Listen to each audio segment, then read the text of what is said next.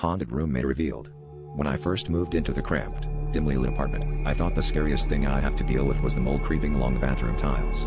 That was until Jeremy, my new roommate, looked me dead in the eyes one evening and said, "I can't talk to the dead." I chuckled nervously, assuming he was just trying to mess with me. But I couldn't shake the feeling that his gaze held a truth I wasn't ready to confront. As the days turned into nights, I noticed whispers echoing through the thin walls, soft murmurs that seemed to ride the draft from room to room.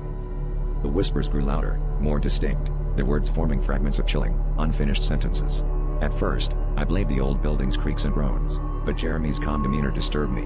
He often sat cross-legged in the living room, eyes closed, seemingly in deep conversation with no one. One night, curiosity got the better of me, and I asked him what the voices said. He opened his eyes slowly and whispered, "They know us, our secrets, our fears." A shiver ran down my spine, and I felt a cold draft swirl around us, as if in agreement. Acting on a growing sense of dread, I started investigating the history of the apartment, discovering that it had once been a makeshift morgue during a flu epidemic decades ago. My heart pounded as I read about the hundreds who had perished within these walls. And then, a terrifying thought hit me.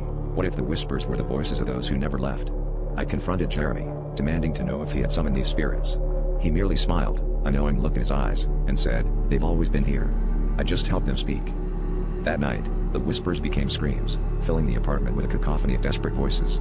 I felt a presence closing in, the air thick with the weight of their sorrow and anger. Jeremy stood in the center of the room, arms outstretched, as if welcoming an unseen crowd.